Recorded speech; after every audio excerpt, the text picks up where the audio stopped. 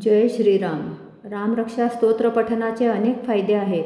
या स्तोत्राच्या पठनामुळे साधकाच्या आजूबाजूला एक सुरक्षा कवच तयार होते, ज्यामुळे सर्व प्रकारच्या संकटापासून व वाईट शक्तीपासून रक्षण होते. रामरक्षा स्तोत्र सर्व इच्छा पूर्ण करणारे आणि जीवनात सुख समृद्धी आणणारे मानले जाते. चला तर मग रामरक्षा स्तोत्र पठनाला सुरुवात करूया, तुमच्या आमच्या रोजच्या स्वरात. श्री गणेशाय नमः.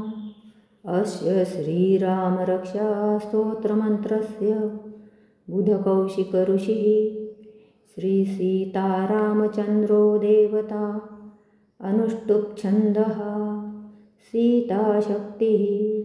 श्रीमद्हनुमानकीलकं श्रीरामचन्द्र प्रीत्यर्थे जपे विनियोगः.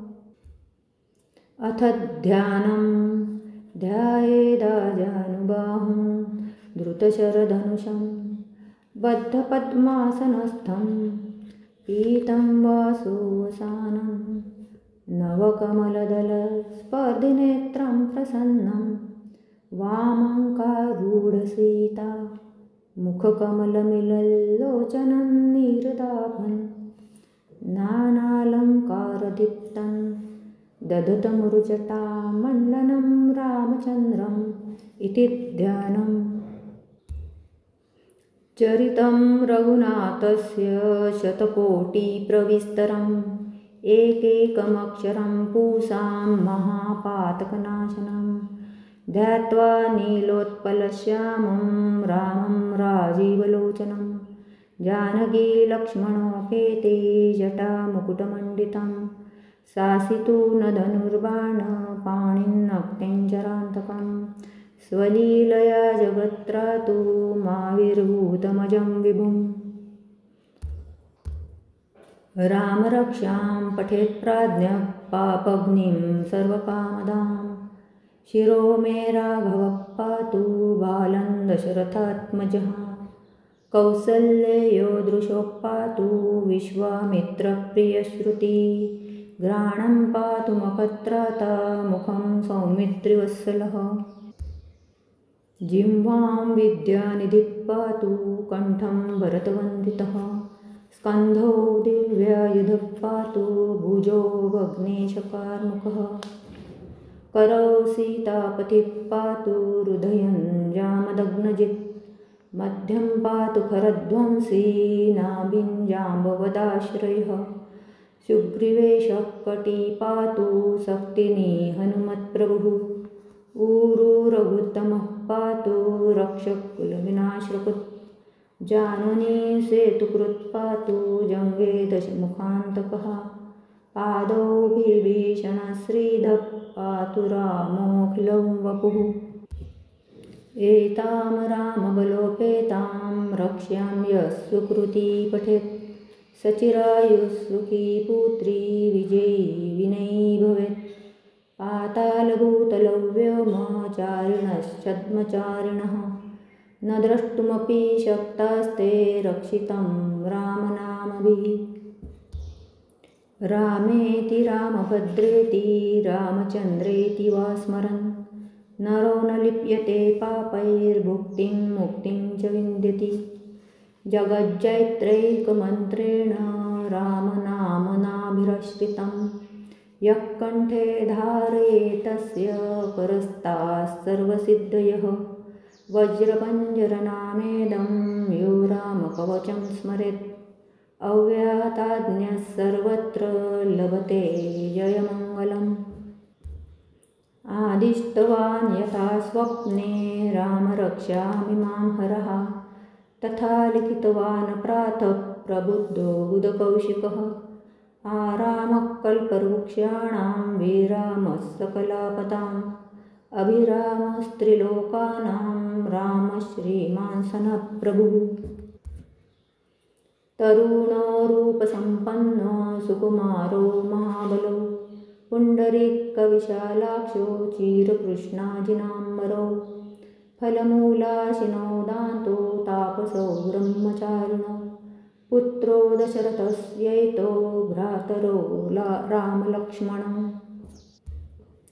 शरण्यो सर्वसत्त्वानां श्रेष्ठो सर्वधनुष्मतां रक्षः कुलनिहन्तारो त्रायतानो रघुत्तमो आत्तसज्जधनुषा विशुष्कृशा वक्षया सुगनिसङ्गसङ्गिनो रक्षणाय मम रामलक्ष्मणा वग्रतः पथि सदैव गच्छताम् सन्नद्धः कवची खड्गी चापबाणधरो युवा गच्छन्मनोरथोऽस्माकं रामः पातु स लक्ष्मणः रामो दाशरथिः शूरो लक्ष्मणानुचरो बली काकुत्स्थः पुरुषः पूर्णः कौसल्येयो रघुत्तमः वेदान्तवेद्यो यज्ञेशः पुराणपुरुषोत्तमः जानकीवल्लभः श्रीमान् अप्रमेयपराक्रमः इत्येतानि जपन्नित्यं मद्भक्तः श्रद्धयान्वितः अश्वमेधादिकं पुण्यं सम्प्राप्नोति न संशयः रामं दुर्वादलश्यामं पद्माक्षं पीतवाससं स्तुवन्ति नामभिर्दिव्यैर्न ते संसारिणो नरः रामं लक्ष्मणपूर्वजं रघुवरं सीतां पतिं सुन्दरं काकुत्स्थं करुणानवं गुणनिधिं विप्रप्रियं धार्मिकं राजेन्द्रं सत्यसन्धं दशरथतनयं श्यामलं शान्तमूर्तिं वन्दे लोकाभिरामं रघुकुलतिलकं राघवं रावणारिम् रामाय रामभद्राय रामचन्द्राय वेदसे रघुनाथाय नाथाय सीतायापतये नमः श्रीराम राम रघुनन्दन राम राम श्रीराम राम भरताग्रज राम राम श्रीराम राम रणकर्कश राम राम श्रीराम राम शरणं भव राम राम श्रीरामचन्द्रचरणौ मनसा स्मरामि श्रीरामचन्द्रचरणौ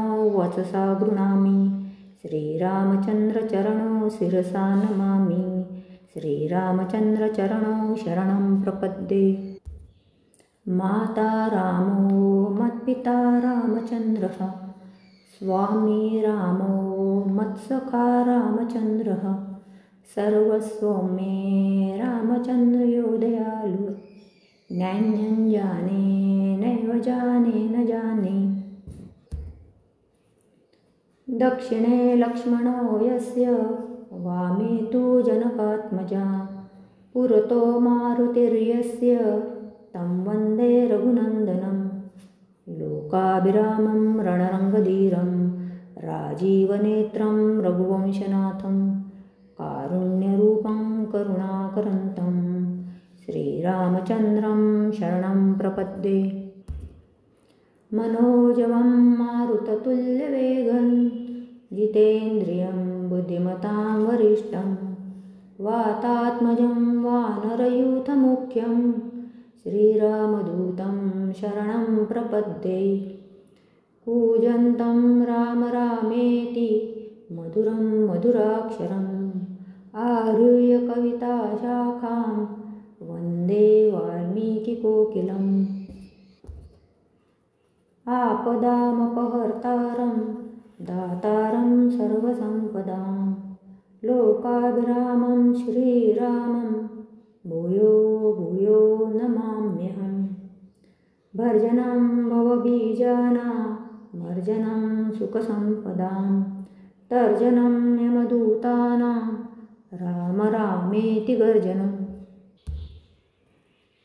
रामो राजमणिः सदा विजयते रामं रमेशं भजे रामेणाभियतानि शाचरचमु रामाय तस्मै नमः रामान्नास्ति परायणं परतरं रामस्य दासोऽस्म्यहं रामे चित्तलयः सदा भवतु मे भो राम मामुद्धर राम रामेति रामेति रमे रामे मनोरमे सहस्रनाम तत्तुल्यं रामनामवरानने।